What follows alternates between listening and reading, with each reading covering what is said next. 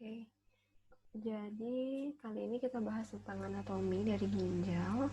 Ini review aja.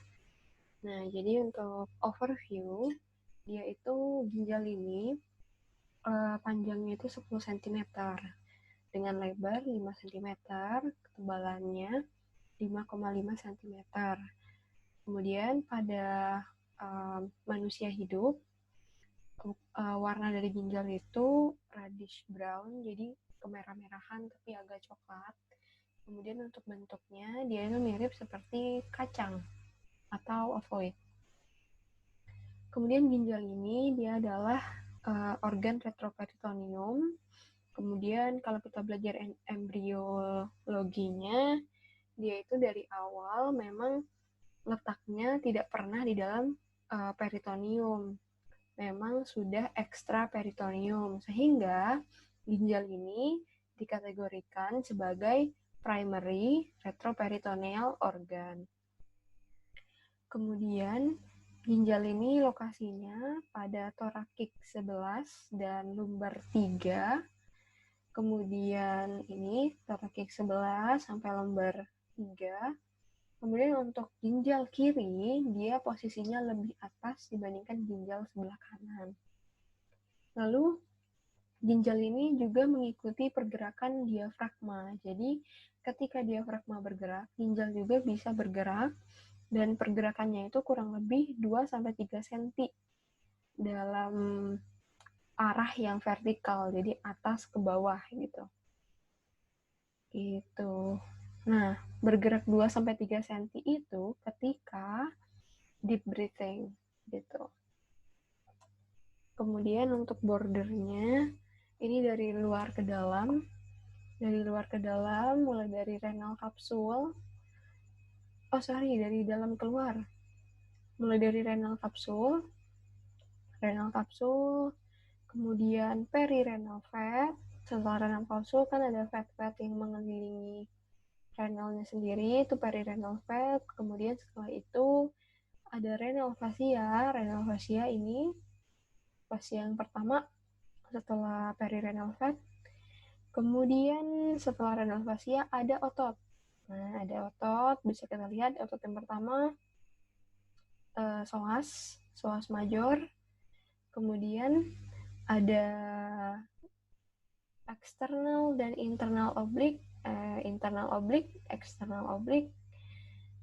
Kemudian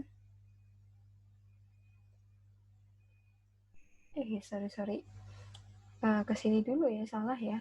Ini yang di bawah, keterangan yang di bawah agak salah penyusunannya. Jadi ada ototnya dari transverse abdominis, kemudian internal oblik, eksternal oblik, kemudian psoas major, dan quadratus lumborum. Jadi harusnya yang ini ditambahin transverse abdominis gitu. Kemudian setelah muscle lapisan pertama, dia ada fascia. Ini mana? Thoracolumbar fascia nih, ini nih. Nah, thoracolumbar fascia.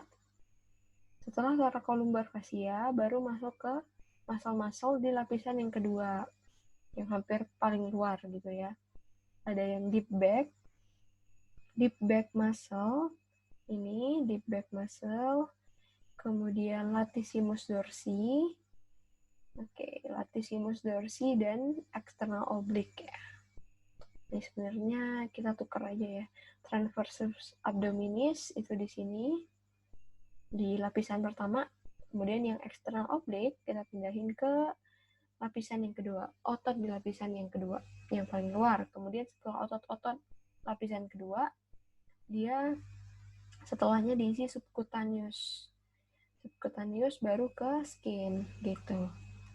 Kemudian signifikansinya. Nah, jadi kita belajar border itu tujuannya untuk mengetahui surgical approach dari kidney ini lewat mana. Nah, jadi ketimbang kita melakukan surgical approach melalui anterior dari abdominal wall, lebih baik melakukannya dari lateral atau flank region atau pada flank region. Jadi kalau kita melakukannya pada lateral, ini gambarannya setelah di insisi terbuka. Nah, untuk mencari letak dari kidney itu sendiri, kita bisa ikuti petunjuk dari superior iliac crest, kemudian kurang lebih 2 cm di atas superior iliac crest, atau satu jari di atas superior iliac crest. Tapi lebih tepatnya bukan satu jari sih, ini satu lebar jari. Jadi kayak satu lebar jari atau kurang lebih 2 cm di atas superior iliac crest. Itu adalah bagian inferior dari kidney. Kemudian untuk bagian interior dari kidney, kita udah belajar dari kemarin, dari bagian luar, renal kapsul, kemudian makin dalam ada renal cortex, ini renal cortex.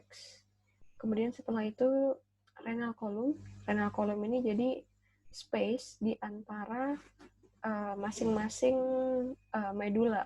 Antara satu medula dengan medula yang lain itu ada space yang disebut dengan renal column. Kemudian setelah itu setelah renal column, renal medulanya sendiri. Nah, renal medula ini karena dia bentuknya seperti segitiga, karena dia segitiga 3 dimensi, maka sering juga renal medula disebut sebagai renal piramid. Jadi sebenarnya renal piramid itu sama aja dengan renal medula. Kemudian renal papilla. Jadi renal papilla itu dia itu adalah tip atau ujung daripada renal medula atau renal piramid. Ini.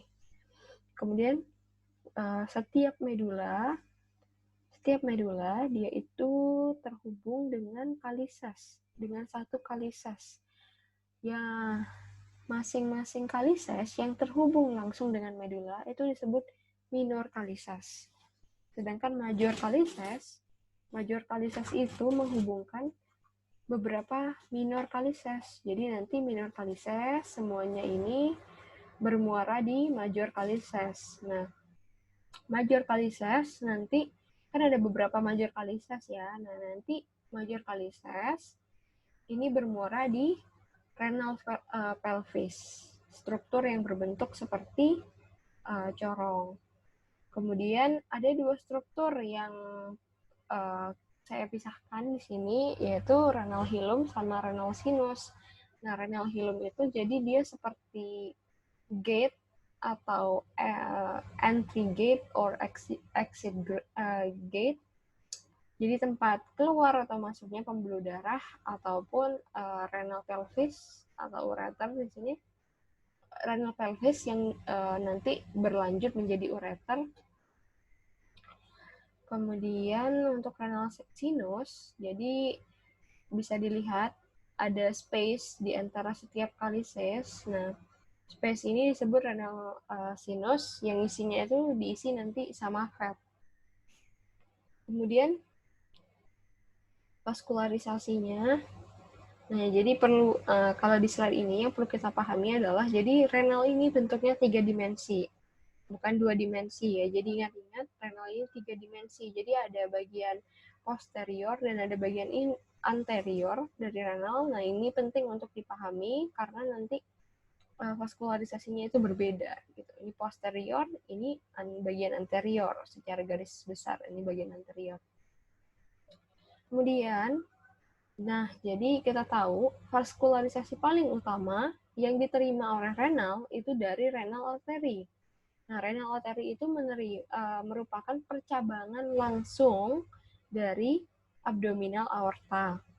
Nah, nanti renal arteri dia itu bercabang menjadi 2, membentuk cabang menjadi 2, posterior dan anterior.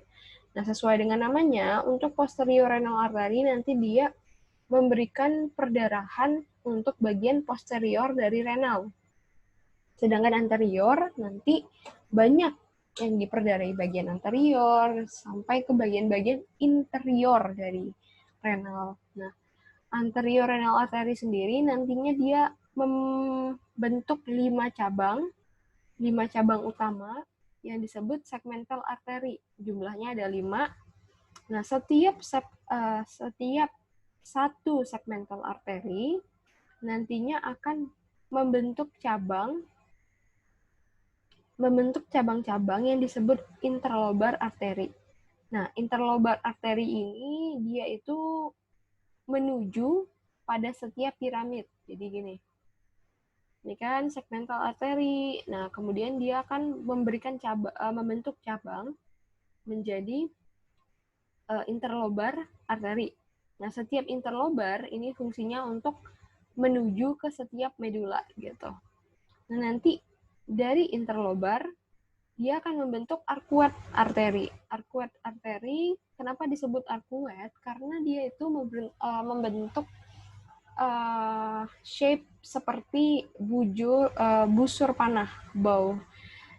Ini. Nah, jadi nanti setelah bercabang jadi interlobar, nanti interlobar bercabang menjadi beberapa arteri yang disebut arcuate. Nah, arcuate ini bentuknya seperti busur panah dan dia letaknya itu mengelilingi dari setiap medula. Nih, gitu ya. Ini lebih dekatnya kayak gini, mengelilingi setiap medula. Nah, nanti dari arcuate arteri dia akan bercabang lagi menjadi cabang-cabang kecil yang disebut interlobular arteri. Jadi dari arcuate arteri nanti bercabang menjadi cabang-cabang kecil yang disebut ini interlobular arteri. Nah, satu interlobular arteri nanti dia membentuk cabang-cabang kecil lagi nih. Cabang-cabang kecil yang nanti dinamakan afferent arteriole. Gitu. Kemudian selain dari vaskularisasi utama, dia juga punya vaskularisasi tambahan. Kidney punya vaskularisasi tambahan yang disebut dengan extrahilar artery. Nah, extrahilar artery ini dia membentuk 2 cabang, aberran dan aksesori. Untuk aksesori, dia itu akan memvaskularisasi bagian renal hilum.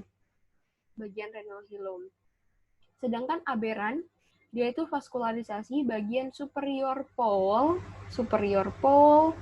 dan inferior pole. Gitu. Oke, next. Kemudian untuk vena, vaskularisasi dari vena untuk kidney, dia itu mengikuti letak vaskular dari arteri. Nah, nanti semuanya itu akan drainase ke renal vein. Dan setelah di renal vein nanti dia akan drainase ke inferior vena cava. Jadi dia termasuk systemic vascularization. Kemudian untuk limfatik, dia itu untuk kidney, drainage limfatiknya itu pada lateral aortic atau disebut juga para-aortic yang lokasinya itu pada origin dari renal artery. Kemudian untuk inervasi, jadi inervasi ini sebenarnya gampang ya. Inervasi dari renal ini dia kan membentuk renal plexus. Nah, renal plexus ini sendiri dia itu adalah kumpulan inervasi yang punya 2 sifat utama. Ada saraf-saraf yang bersifat simpatetik, ada saraf-saraf yang bersifat parasimpatetik. Nah, kita tahu simpatetik dan parasimpatetik ini termasuk ke kelompok autonomic nervous system. Nah, jadi karena dia termasuk ke ANS, otomatis sifat dari inervasi renal ini involunter atau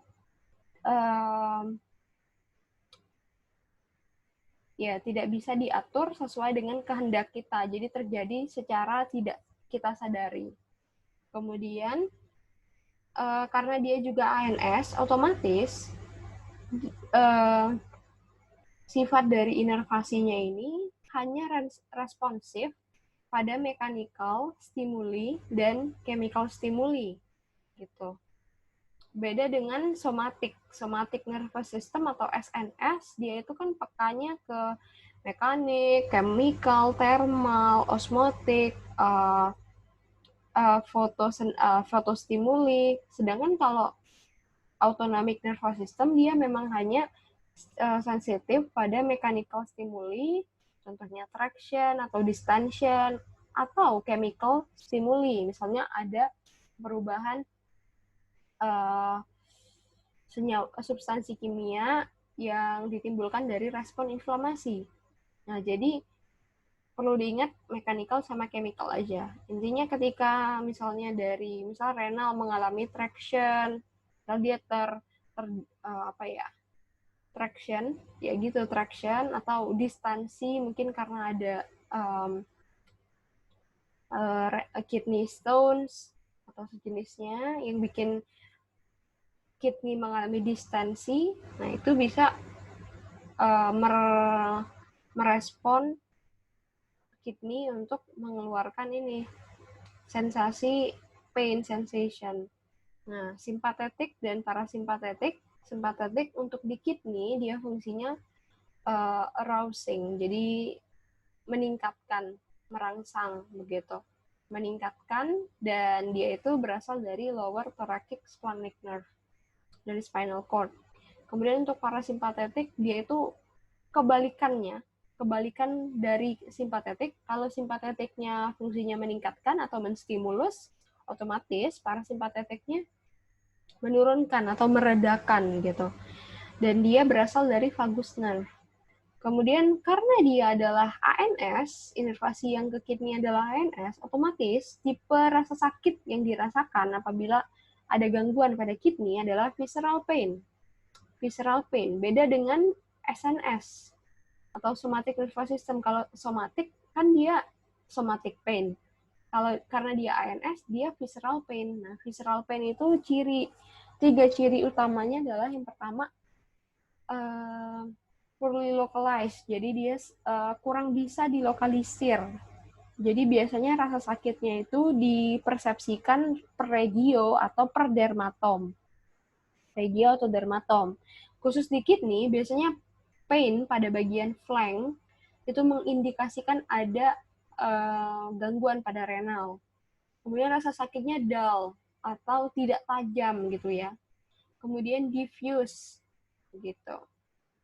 Gitu, udah. Yeay.